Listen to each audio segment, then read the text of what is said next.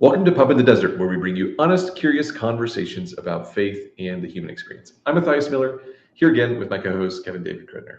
And I want to start off again with recapping our three guiding principles. Number one, you don't need to be fixed, you need to be known. And we believe that love is knowing and being known. Second, we approach difficult topics with genuine curiosity. We aren't here to win arguments, we're here to understand. And third, we don't come with preset agendas.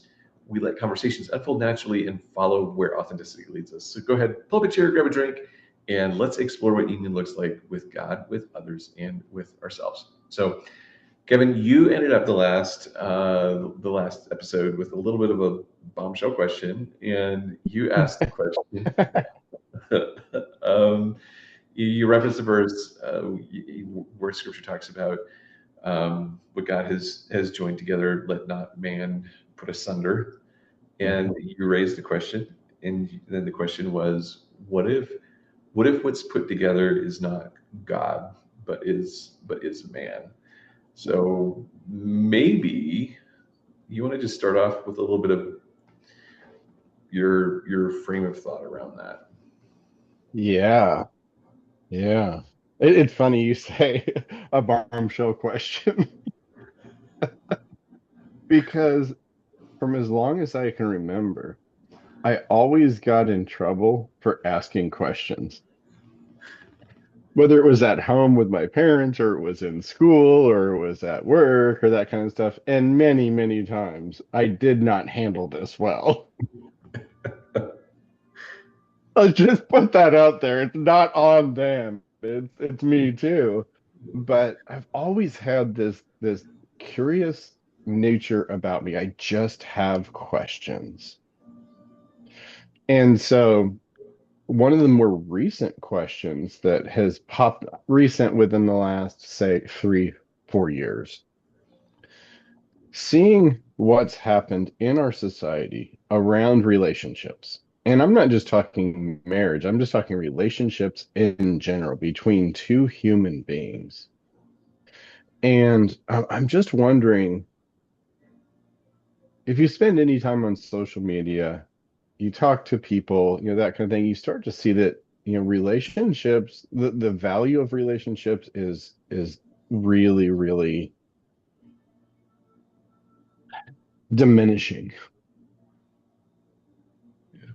And it's become somewhat, say scary, but somewhat concerning to me. And so naturally, like, why is it? Why are relationships so difficult? And so it led me to this idea of, okay, we have these pat answers we give within certain circles about what relationships should be, what they should not be, all those kinds of things. And there's almost really black and white lines depending on the environment you're in. So if it's in a religious environment, there's very black and white lines. If it's in a secular environment, there's very black and white lines. And depending within those environments, there's very black and white lines. And I wonder, it made me think of what is the human need for uh um binaries, binary thinking, black and white, right, wrong. Um, what's the reason for that? And I started to think on a very fundamental level, isn't our black and white thinking inevitably tied to fear, some sort of fear, being afraid of something? And I'm thinking about what is actual intelligence? Well, we've talked about it, openness to experience, curiosity, those kinds of things. That seems to me to be freedom within a framework, of course. But if we find ourselves in very black and white positions, then why are we in that black and white position? Is it because of fear that we're there? And looking at the landscape, I see so much black and white and the discussion around marriage in particular. And so that's kind of what has made me curious. So let me frame, or let me ask this question, or how would you? Okay, so if you just state that with no context, are you proposing some form of relativism? Like what is black and white? So Mm. it seems to me like let's talk about the fear. What's the fear? Why is this? It seems like there's a lot of fear around um, uh, uncertainty. I don't know, like there's this drive for certainty that's in here. But are you advocating for a sense of relativism? How do you differentiate between relativism and black and white thinking based on how you describe it? Yeah, no, well, I would see those as the two extremes. You have black and white thinking over here, and then you have relativism over here, neither of which are good for human beings. Relativism is, it's your truth. Do whatever you want to do. Whatever feels right, do it. That's the swing we've seen in certain directions. And then we've got the other swing to this. It seems to me that those are the poles for human beings in general. So, no, I'm not advocating relativism because I think that's equally destructive. We need guidelines, we need ethos. So for me, that ethos is the person of Jesus. Right. What does Jesus say? That's my structure. That's my framework. And I believe it's the framework of all of creation. Well, and even within that framework, then there's an incredible amount of room for, there's an incredible amount of space for disagreement around what that actually looks like. There's a wrestling that happens by Mhm. necessity, and maybe part of the issue with both of these, if you want to draw a different axis, but maybe the difference here is that both of these eliminate the wrestling. Exactly. Black and white thinking completely eliminates the need to wrestle with anything. Relativism removes the need to wrestle with anything. Neither of those are good because you're never challenged. You're never challenged to think, to wrestle with, to pray, to meditate, to be still and sit with your thoughts on these things. So then, and just to state it succinctly, black and white thinking and relativism both end up being mental and spiritual shortcuts. Exactly. Exactly. And so then, if that's the shortcut, the question becomes, what's the long path? Right. Right. Yeah. What is the long path? And I would suggest the long path would be staying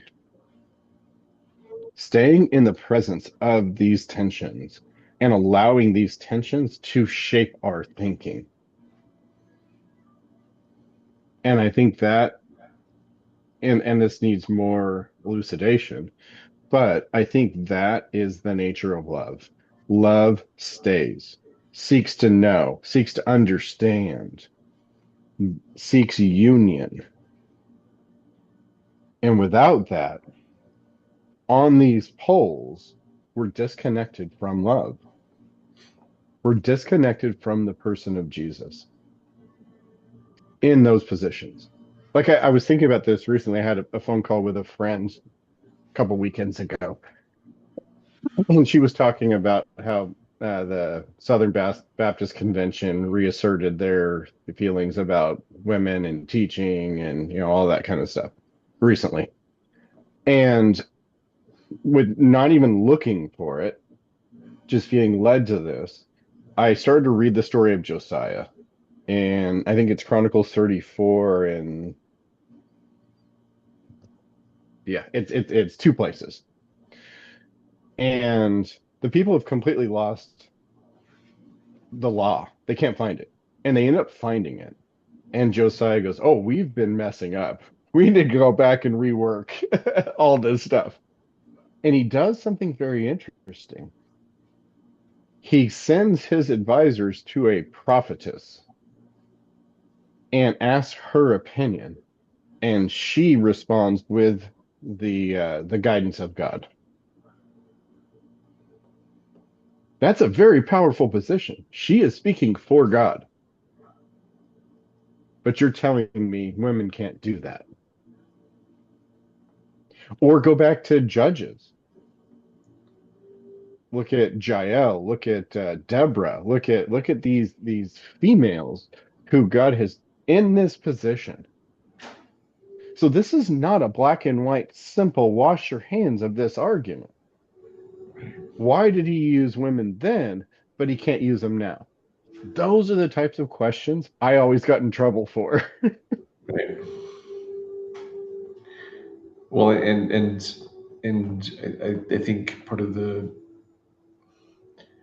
I mean, there are all kinds of questions that get raised with that. With like, what does, if you really want to follow the trail of those questions, what did Paul really mean? And there's different ways of looking at some of Paul's statements and wrestling with whatever Paul meant, whatever he said, the way it was interpreted, the way we interpret it. How does this fit into whatever else is scripture? Like, what is this actually? How does this fit into the overarching story of what we see in scripture? How do you reconcile that?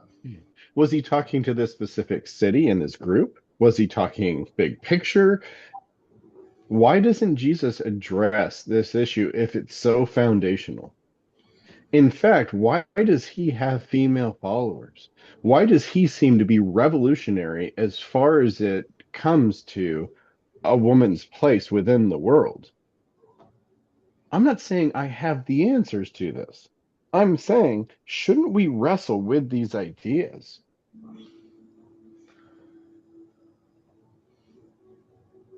Not debate, wrestle, have conversations, be open to, hey, what do you think about this? What do you think about this? Marriage seems to be one of those.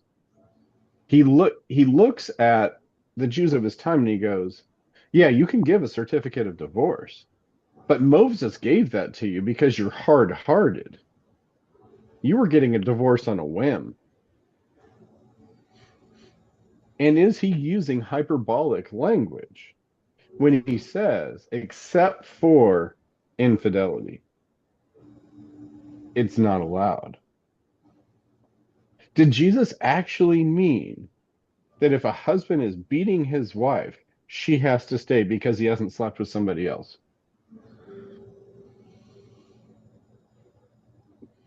And furthermore, I'm going to go off here, Matthias. Look at the book of John when the religious leaders try and shame this woman and bring her before Jesus in the temple. She was caught in adultery. How does he respond to that?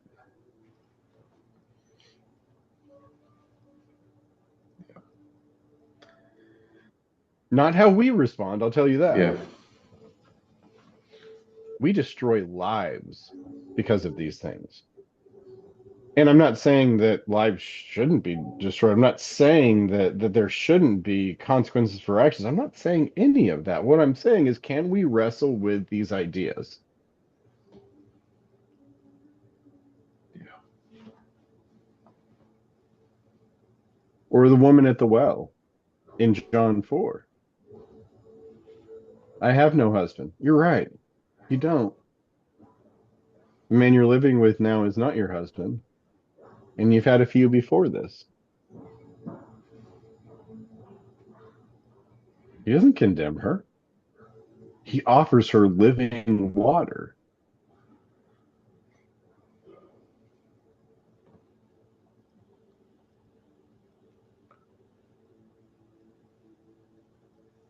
These are all too complicated for relativism or for black and white thinking.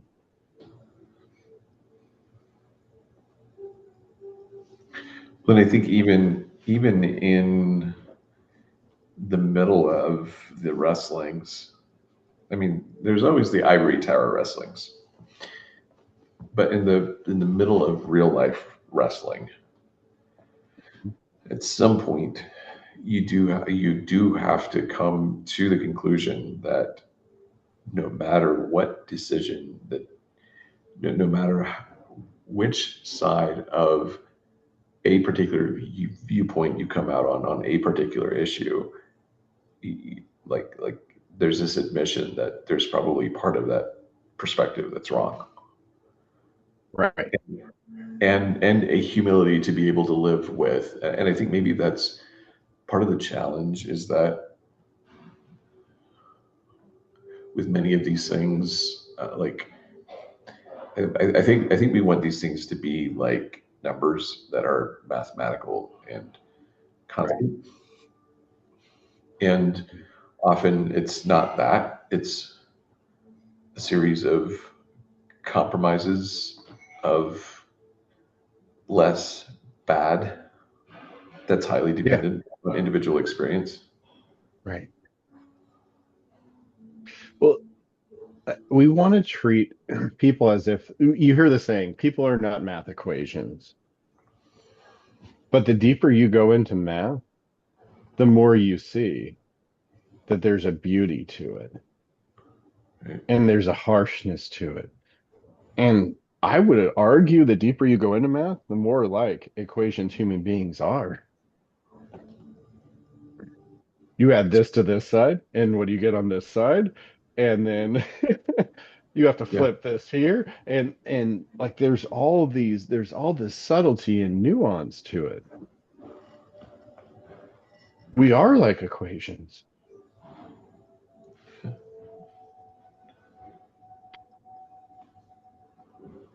Or people, human beings aren't recipes.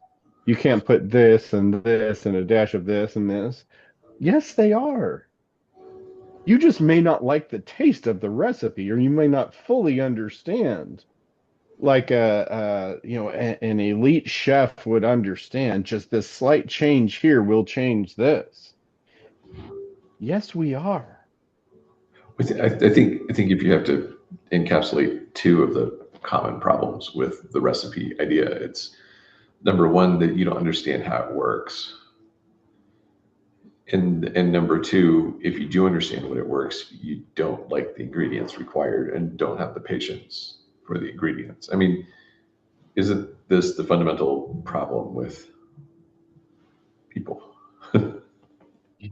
Well, and there's only one who understands the entirety of the equation Yep. or the entirety of the recipe. It's like you look at somebody and you say, how did they get there? God's not confused. He understands it. He knows every last element that went into that. And he's not shocked. And he's going to work with what he has there. He's not surprised. And I think that, like, on a human level, we have to humbly understand that we don't understand the totality of the equation or the recipe. And that's our central point, right? Knowing and being known is the answer. If you try and jump in, say your kids are making cookies when you go home today, and they go, "Hey, Dad, taste it." And you taste it, you're like, "Oh, horrible." Like you could try and fix that recipe, but chances are you're not going to be able to. It's not going to work. You have to know what was put in that. Right. Well, and to take your analogy even one step further, I need to know more than the original recipe. I need to know both the original recipe and I need to know what actually happened. Yeah, the lid Right. of the salt shaker fell off, and Yeah. whatever. You got a pound of salt in there. Okay. You're not going to have muscle cramps, but it's going to taste horrible. Right.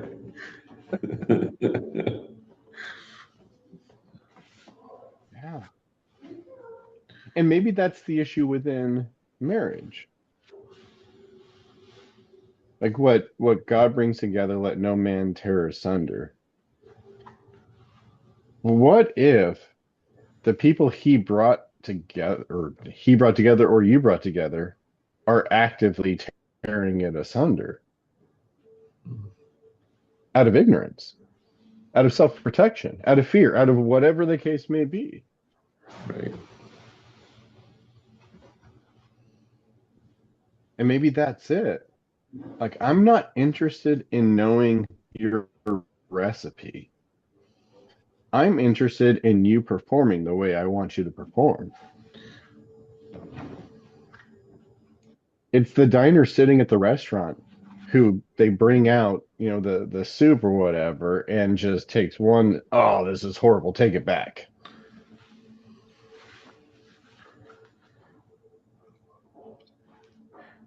I've always found it super fascinating with people who insist that the religious groups that insist that divorce is like the ultimate evil, Hmm. and it's always, if, as I've sat with that, it's always made me curious about. It seems to me like divorce is never that perspective shows divorce as the breaking of the relationship.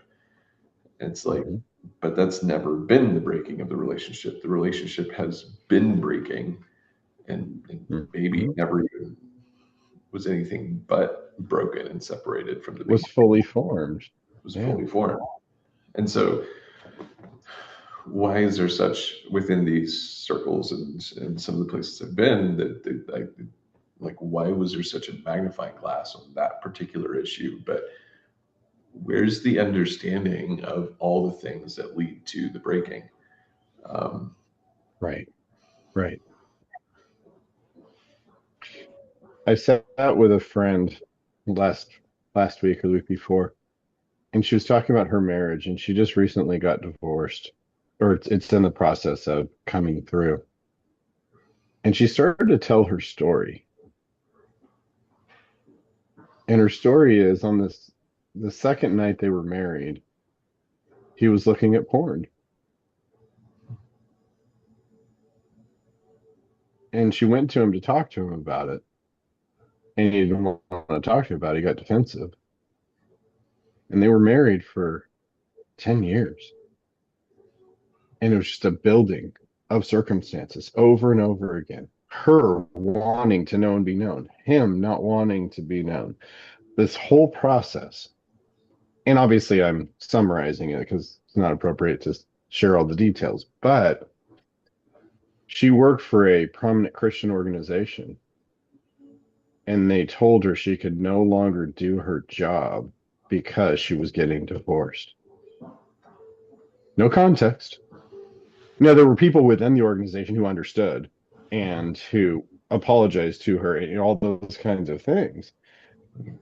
But you think this was an easy decision for her? right. No. There's context to this.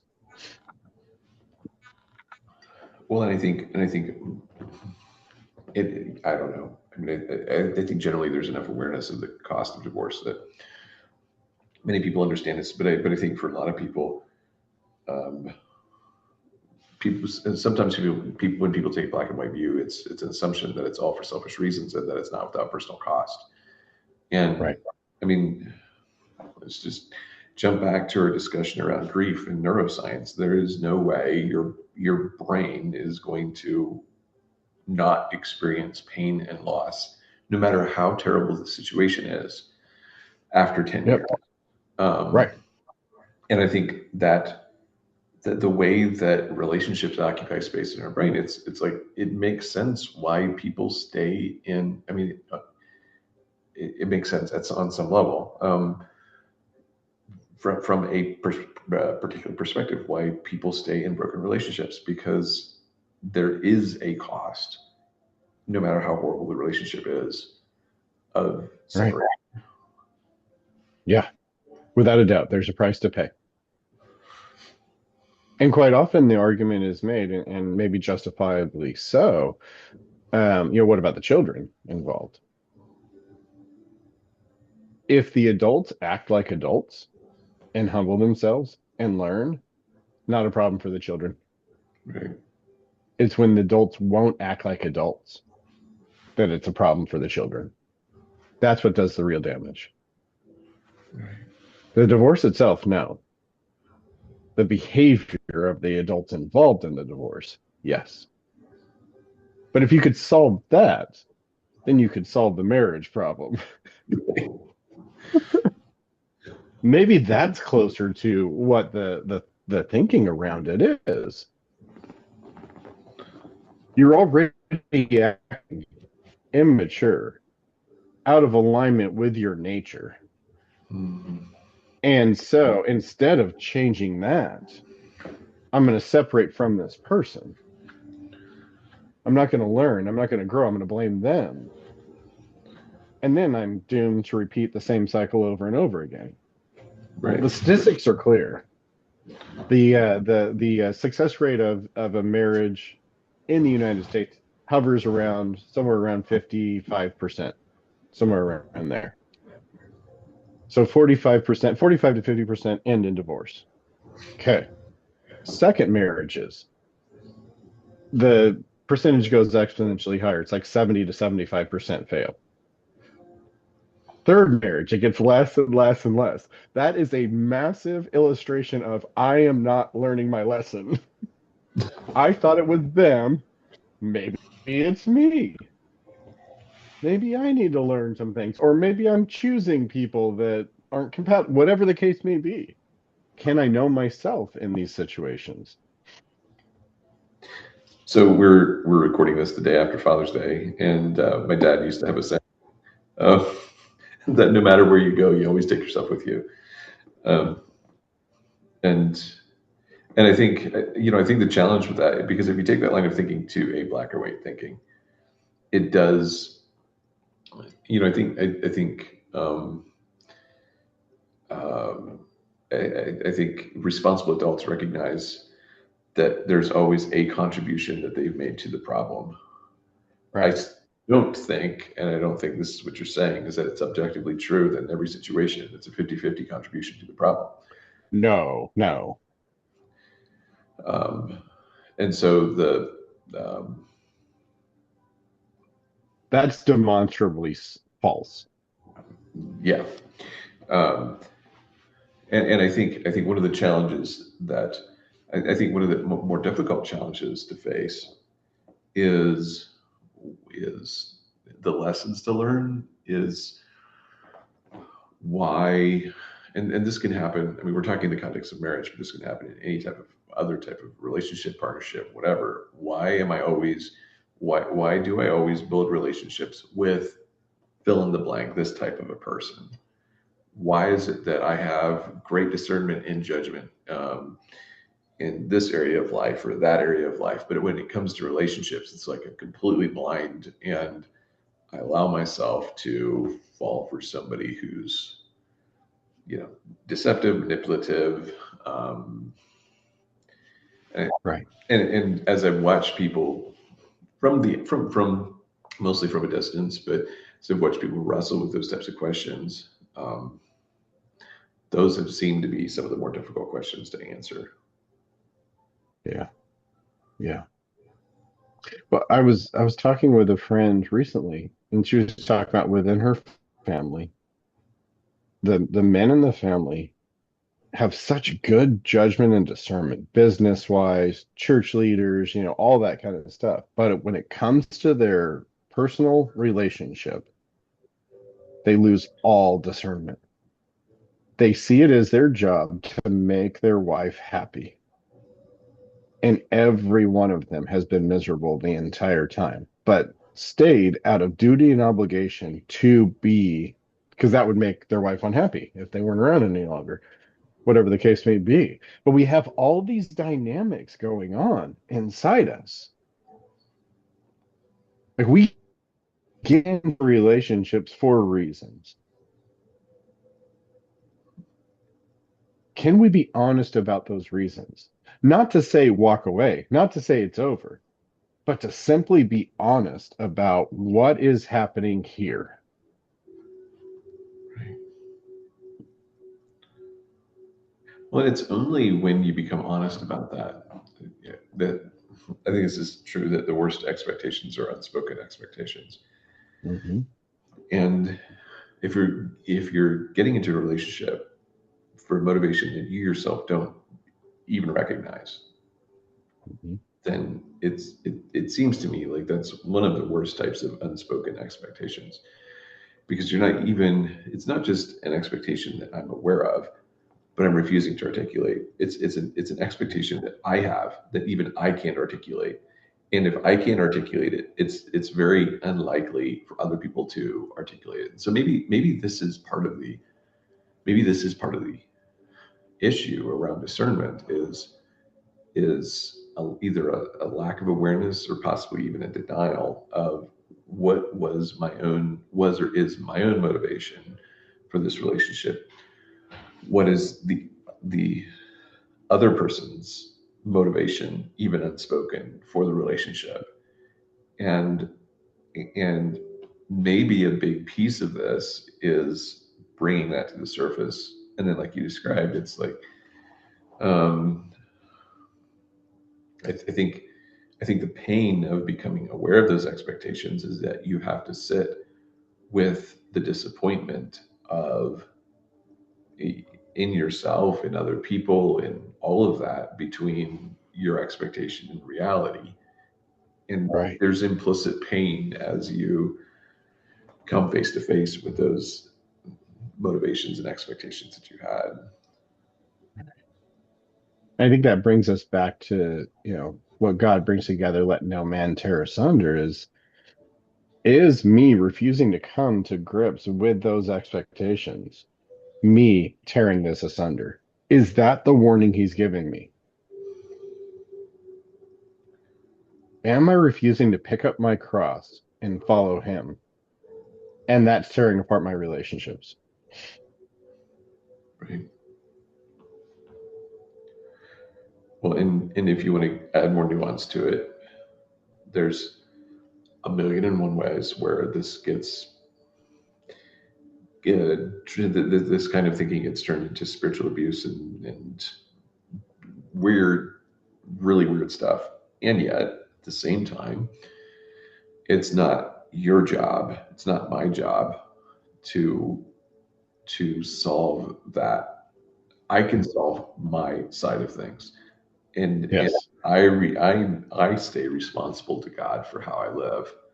And there are people who will take that and who will wildly distort that to something that it's not supposed to be. Yep. Be very clear. Mhm. Um, and then they basically absolve them of all responsibility, and you're here to serve me, and self-aggrandizement and all the bizarre stuff that happens with that. Yeah. But when to not put it asunder does not mean to um, it doesn't mean that, I don't know, I have this concept in my head and I'm having a terrible time articulating it, but it doesn't it doesn't mean You're the that right place for that.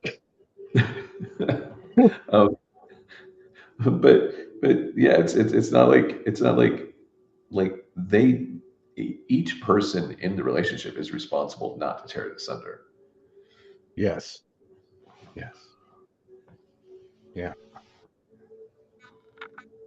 We all have our responsibilities.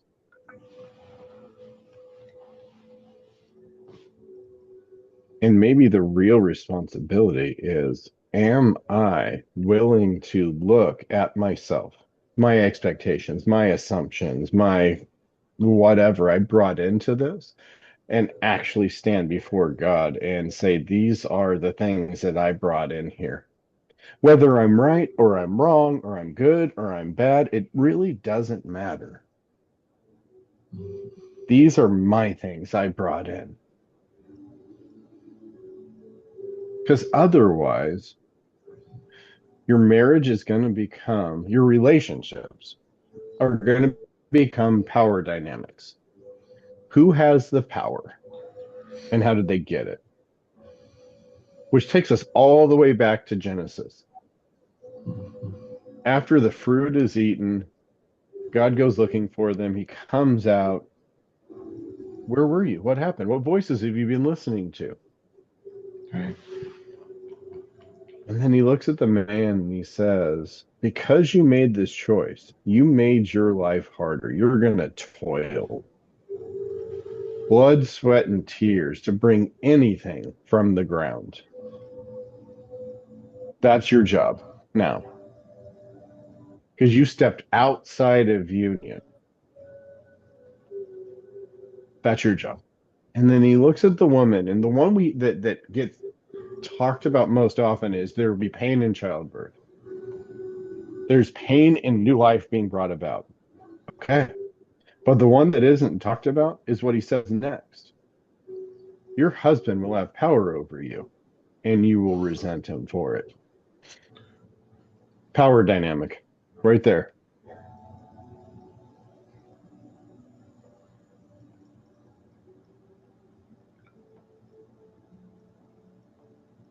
So, what do we do with that? Mm.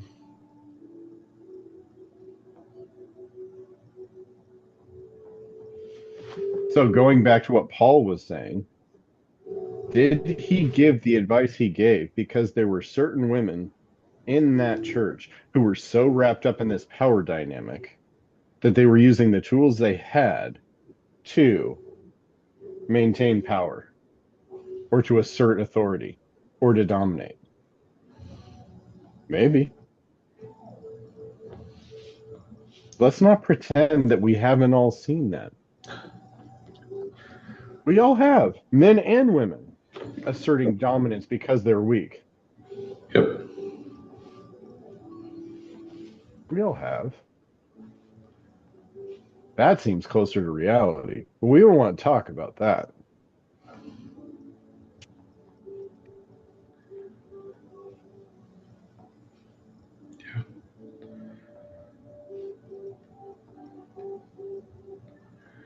It reminds me of a story I was reading this past weekend of a Christian pastor who has a fairly strong brand as a, man's man. And the story of a homeless guy who stumbled into church one Sunday and actually managed to get past security and put his hands on, not with any apparent, not with any obvious intent to harm, but put his hand on the pastor's shoulder, and the fear that emanated from that, um, despite the image of power and kind of macho Christianity. And I mean, there's very much this thing in which power dynamics, by in and of themselves, are born from weakness and fear and felt vulnerability, Yeah. and maybe an unwillingness to sit with that vulnerability, to recognize that no, I truly could be harmed by this person. And I think one of the most terrifying things of any type of relationship is recognizing the depth of your capacity for harm. Yes. Once you come into contact, by whatever means, with your ability to harm within relationship, if that doesn't break you, then you won't be broken.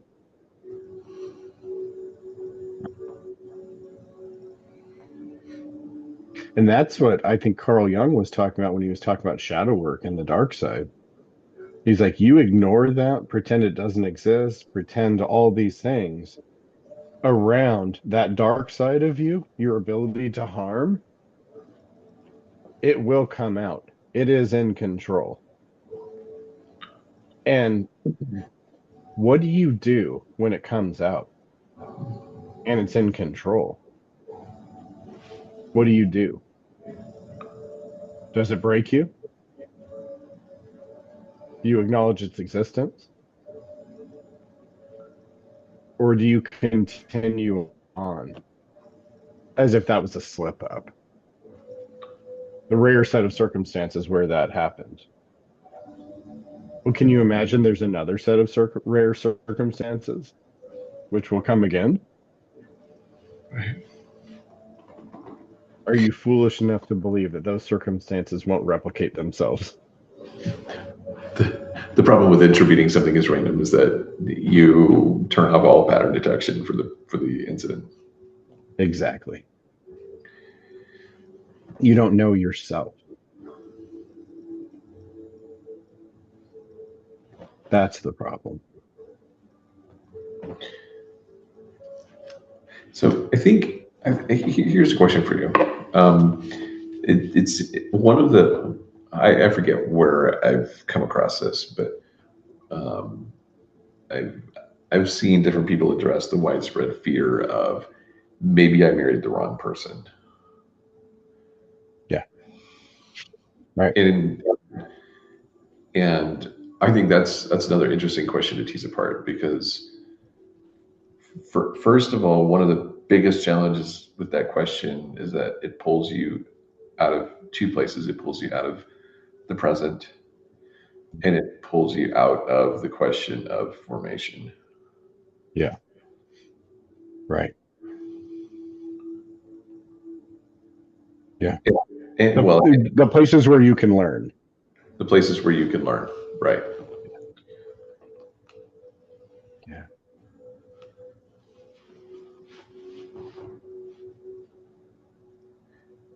So in that sense, very dangerous for any human being, man, woman, child, doesn't matter. I mean, this is the if you want to go a few levels deeper, this is the fundamental question around the belief that there's things to learn and adapt within. This is not. I'm not trying to make this true, whatever. Not trying to state that all situations merit you staying in that situation, but like there is this. It is a little bit of a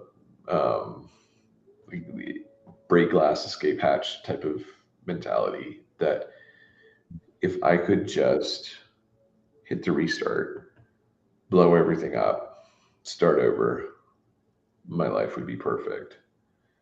Right. And we don't see this just in relationships. Like this is, I don't know, like this comes down to this soap that you buy that's been completely reinvented. That's now wonderful and fixes all of the flaws of the old soap that you used. I mean, Right. everything. Yeah. Hmm. Wow.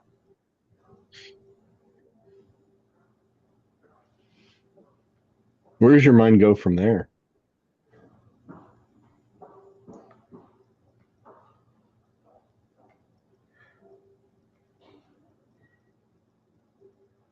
Well, it seems to me that this ties back into a little bit of a conversation that, um, I mean, a little bit of a conversation that you had that we had right before we started this call, which is the idea that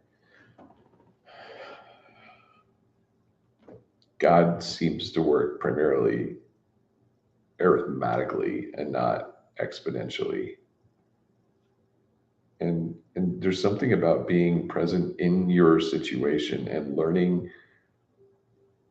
small lessons in the situation that you are in that are actually the things that give you, for lack of a better term and not to oversell it, compound benefit. Oh, and it looks like we lost Kevin for a minute there, so we are going to give him a chance to come back. All right, and Kevin's back. So Kevin, I don't know what you caught of what I just said, but it seems very reminiscent of kind of what we were talking about before the podcast about the difference between exponential growth versus arithmetic growth, which is the big lessons, the big change actually comes from the dozens of small incidents. It's actually rarely from the big, glorious transformational moment. It's Right. it's discipleship happens. I look at parenting as a form of discipleship, and it's the dozens of repetitions of here's how you treat your little brother, big brother, little sister, big sister as a real human being, not as a punching bag or fill in thing of choice. Here's how you relate with other Yeah. people. Um, This person isn't a tool to satisfy your needs at any given moment. right. Yeah. Nor am I you, and here's how we function as a family unit. And there's certain ways that you contribute, no matter your age, and certain and contextual to your age. And there's ways that Right. I, as a parent, contribute. That's And it seems to the be leaven that scripture talks about, right? That works right. its way through the dough for positive or for negative. Yep. The little choices, the decisions we make, when we think nobody's watching, all that kind of stuff. That's the leaven. But, and something else with that too that I think I had this realization probably about this became really clear to me probably about 10 years ago when I was working I was working on a project with a known process and an unknown outcome. Um, Mm. and the only part at any, I mean, effectively there was, um, this was in software, and there's a particular way of expressing uh, how things should be, and we needed to change how that was. And it's such that the end state was defensibly similar to what the end state had been at the beginning. So it's basically two different paths to get to where you were, and nobody would end up seeing much of a difference, but it was meaningful. It was a meaningful structural change. Um, and it occurred to me in that process that there's two forms, as I kind of reflected on it, there's two forms of planning. One is a form of planning with a known outcome. I want to, like, shockingly, I know we have a Dollar General going up, within, not too far from Right. us. Completely surprising. And it's very predictable. It goes up quickly. And like once the process moves, it's like step one, step two, step three. There's a known outcome, and Yeah. and you can reverse engineer all the steps that are needed to get there. Right.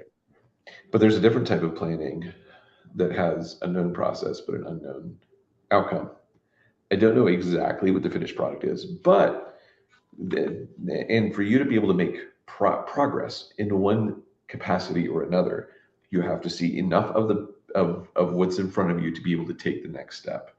So in my work example, it was literally like this tangled ball of yarn, and I basically would say, all right, what is the least tangled piece of this that I can untangle and extricate from this thing, and I can tease apart. And I would do that and make sure that everything all worked out. And then I'd sit with the ball of yarn again and say, all right, what's the next one?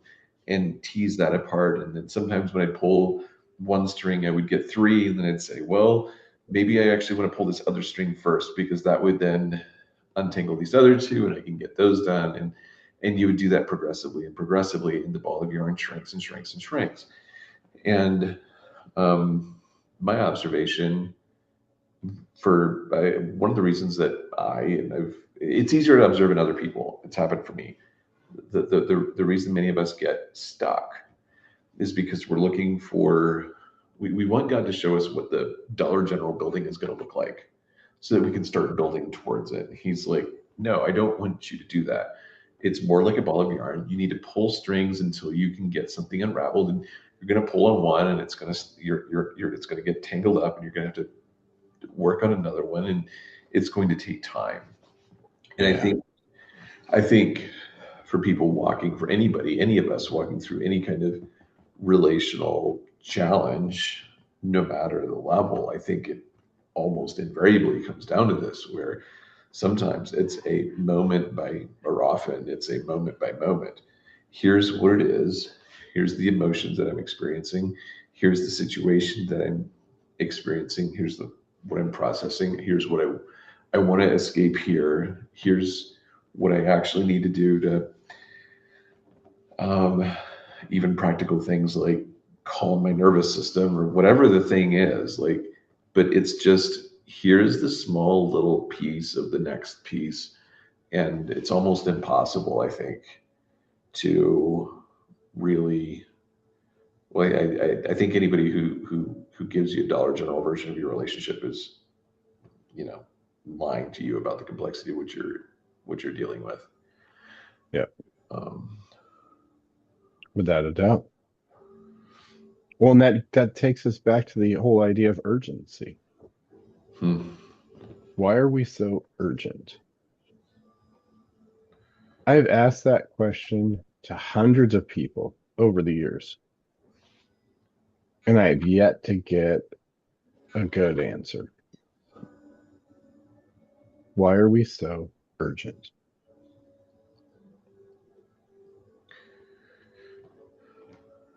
Well, I have a defensible answer. Mm. It's not a good one. I think urgency is a byproduct of industrialism and capitalism. And I think, But human nature created those two things, sure, industrialism and capitalism. You're right. I agree with you 100%. In our world, it's because of those two things. But what's the human nature behind that caused those two things to be created? but wouldn't you argue that not every culture, in fact, most cultures, many cultures, do not share the same level of urgency as the Western culture does? I would agree, but I would also add a nuance there. Maybe not on the same level in the same area, but we all do have our level of urgency when it comes to specific things. Ours happens to be money, safety, Sure. and security. Yep. But what if that safety and security, C.S. Lewis talks about this in Mere Christianity, he goes, what if one day you see this dark club with a bouncer at the door and everything, you walk in and there's this covered tray and you take the cover off and there's like a steak on there. What if that was like your peep show or your strip club was like food? Then all of a sudden you're responding differently, right? Right. There's there was a time in our world where salt was more expensive than gold for the preservation of food. That was the highly valued thing. People bled and died for salt. So culturally, across time, there are things that make us feel safe and secure that we're willing to die for. That's the point I'm trying to make as far as the urgency goes. So, observation to that point. So, maybe urgency is an inherent part of the lived experience of being born or created for eternity and trapped in the time. Like, is that not a rational explanation? Is that not a Yes. natural response? Yeah. The already and not yet. He And, set and eternity into our hearts. I And mean, but yet we live in this world that is finite. it's intensified by this idea that there should be some level that we should attain to before we die. Right. Some measure, Some some measure. standard. And culturally, that gets applied in many different ways. Right now, we're seeing a massive global event. You've got the World Cup on, and you've got people that it will be the totality of their experience if they can carry that trophy away. There's a Colombian guy in 1994 who, against the United States, ended up scoring a goal on his own team, an own goal. That guy died. he was killed in his country for that. That was the totality of the experience. And maybe that's a nuance to it too. What's the totality of your experience as a human being and as part of society and as part of a culture? We can say all sorts of things. That's vision, right? But what is the lived experience, the embodied experience of those words? That's the culture. Well, and so then take it further. What are the stakes of the? I mean, to say it differently, what are the stakes of the game that you're playing? Yes. Now take that to another extreme. What if the stakes of the game you're playing are eternity?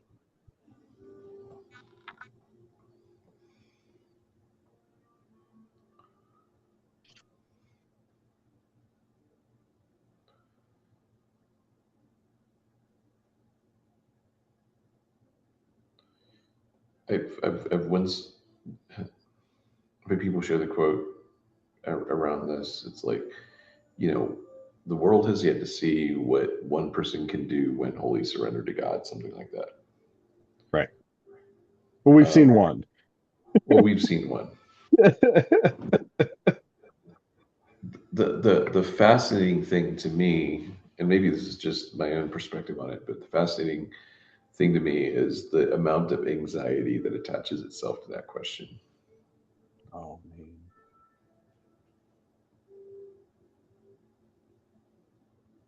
Right. I've never Why heard is that. that question anxiety producing? I've never heard that question presented by somebody who I would say their lives are, for lack of a better term, anchored in. Uh, I don't know, this is such an imperfect phrase, but anchored in the finished work of Christ. Mhm. It's Right. always been somebody using it to for some kind of goalpost, mile marker, something. Strategic marketing. Strategic marketing, change the world. Yeah. And if you read scripture, the way you change the world is being wholly who God designed you to be. Was it Saint Irenaeus that said the joy of God is man fully alive? What if you were fully alive?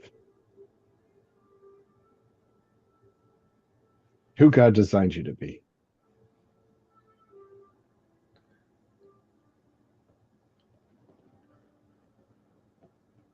Nobody's tearing that asunder. No force, spiritually, physically, is tearing that asunder.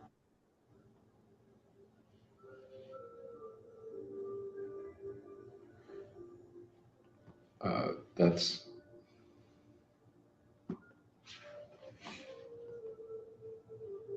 And scripture echoes that, right? Jesus says, you can take my body. You can't take my soul. Be afraid of the one who can take.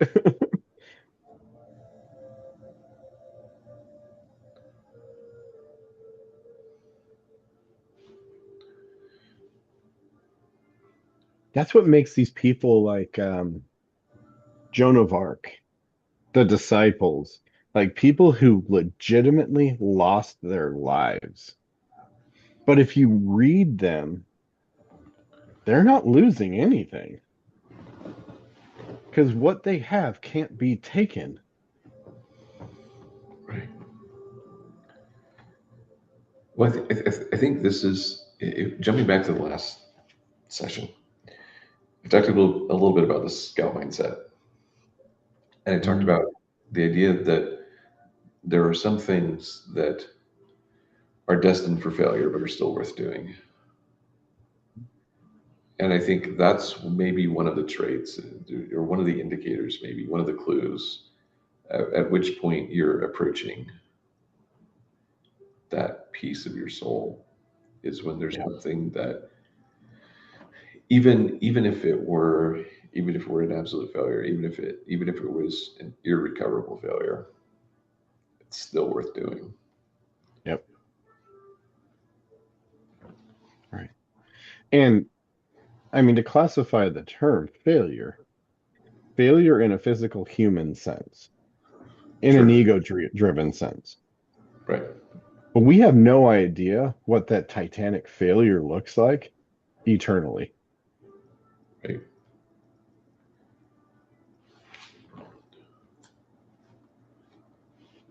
Right. Which still comes back to trust and faith. Right. Weird that we would come back to that. What? It's like the hallmark of what we've been talking about here.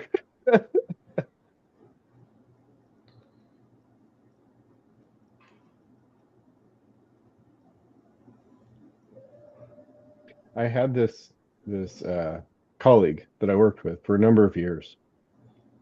She's older than me, maybe 10, 15 years older than me. Married, had kids, 4 kids. Husband was addicted to crystal meth. He's an alcoholic. Put her through a lot. And people would say around her, the community, because if you asked her, she'd tell you the story. Not in a woe is me way, but in a you asked, so I'm going to tell you kind of way. And so many people said, why did you stick around? You had every reason to leave. And the first time I heard this story, I expected some sort of religious answer. But that's not what I got. She said, I'm working on me, the things that I need to work on. I'm carrying my cross, and I trust that God is walking with him as he works through his stuff. That was her approach. And I mean, this may seem like a bow on the package, but it truly isn't in this scenario. Years later, he cleaned up, he stopped the drugs he was doing, the alcohol, everything. He became a different man.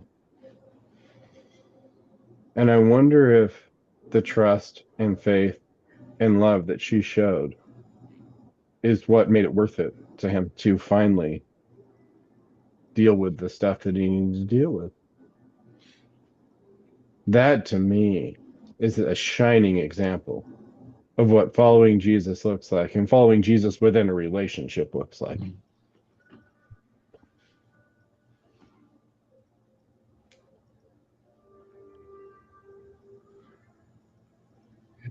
And you could take that and minimize it into a black and white case of saying, well, you should stay then. Always, you should stay. No, it was her individual decision and relationship with God to take that path. That was her choice.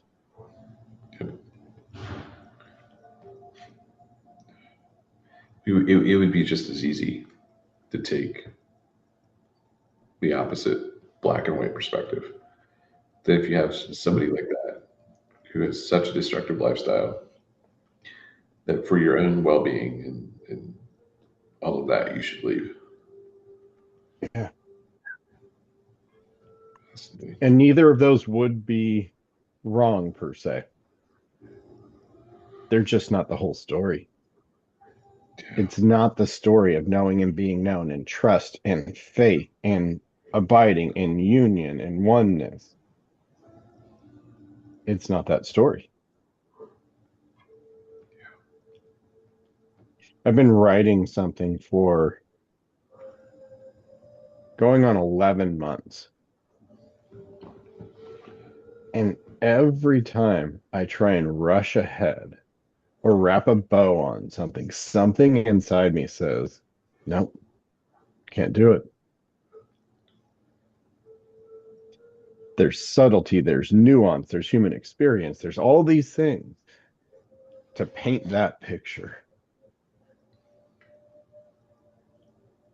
And I think great storytelling, great music, great art, great whatever takes patience and time to fully explore. And I think great lives take patience and time to fully explore.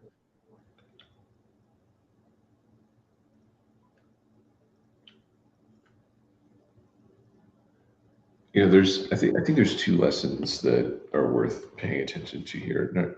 First of all, which we touched on, is to take care with the timelines that we impose on other people. Um, Yeah.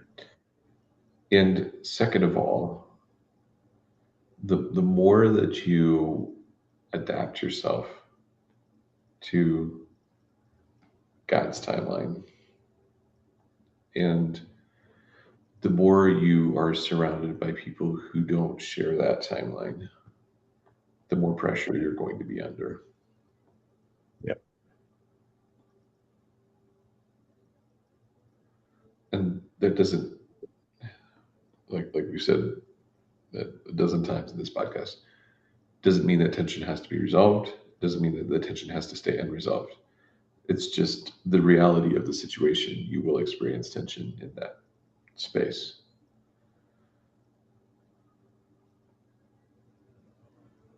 And if tension is bad in your vocabulary, you will avoid it Yeah. and you'll pay a price for it. And maybe a provocative statement as we come to the end here. Not only will you pay for it, but others will pay for it who are in your orbit. Yeah.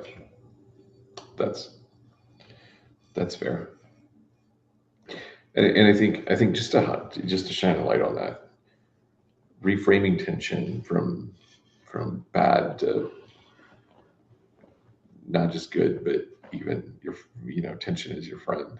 Um, it's not a change that happens overnight. It's not a perspective shift that happens overnight. It's not one that happens easily. It's not one that's you know persistent. Even um, I've I, I had a moment this past weekend where it was actually, or this past week I think it was. It felt like a moment of grace in which God reminded me that the pressure and the tension is where growth happens. Years ago, there was a business consultant or advisor who asked people to self-rate themselves on where they at financially and where they at relationally. And everybody likes to put down sevens and eights and nines and whatever. And if they kind of think they're bad, it's a five or a six.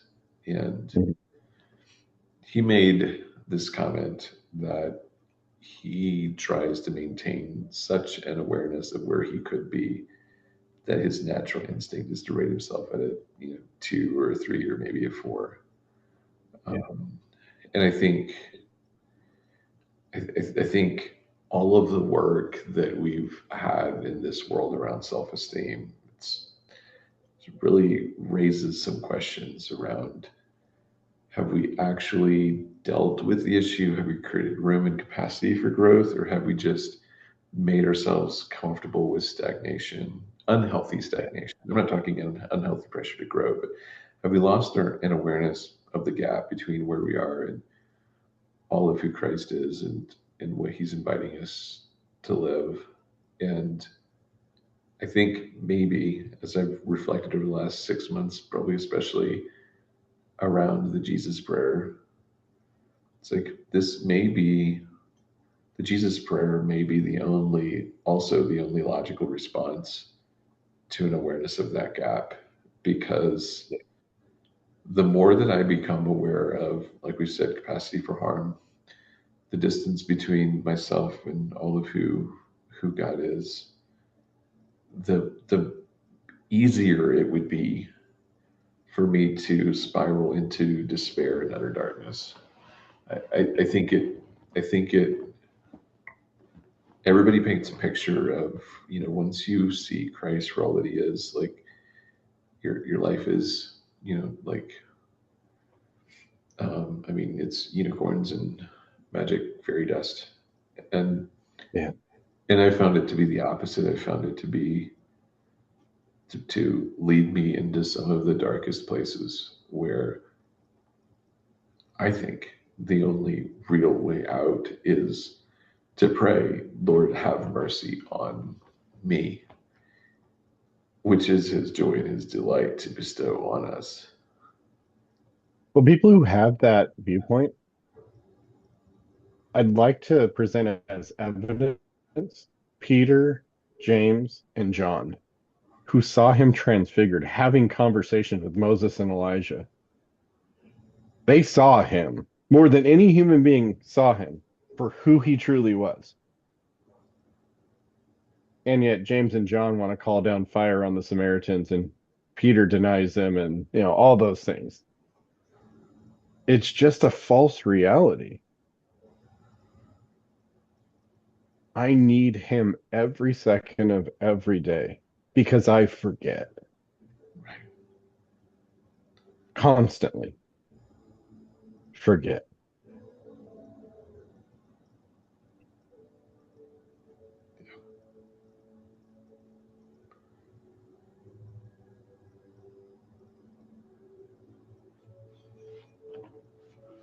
And maybe that's what tears our relationships asunder is the forgetting. Yeah, yeah,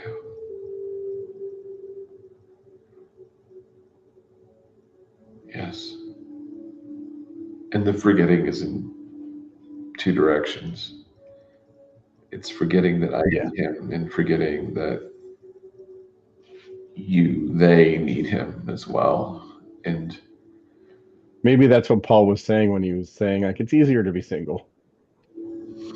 Because forgetting alone with just me, then I just have to deal with me. But then I've got another person who's constantly forgetting, and we're trying to interact. Like, it's like, ah, talk about your ball of yarn.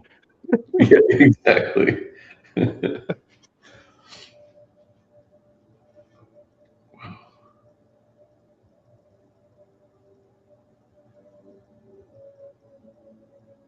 Well, We covered some territory today. territories today. I don't know how much progress we made, but we explored a lot of territory. We did. We did. So to all of you guys who were hoping we'd come out with a definitive, there's probably some people complaining that you like, you guys are like nailing Jello to the wall. Like we like, there's nothing to like. Can you guys get some concrete arguments here or something? I don't know, but it's My response to that would be, have you ever heard Jesus talk? that's fair as well. That's fair as well. You just liken them to Pharisees. Um, Careful. Careful. All right. Well, there's an interesting thread here that I think would be fascinating to follow up on, which is this: that thread of what is the thread of you, what or who you what you were created to be, who you were created to be, and that part of your soul that is undying, that won't be quenched or silenced or stopped. What does that look like? How is it discovered? How is it uncovered? How what is that? What's the marketed version of that? But what's the actual real version of that, of what that looks like? That to me is fascinating thread in this whole conversation. Oh, I like that. Let's dive into that one.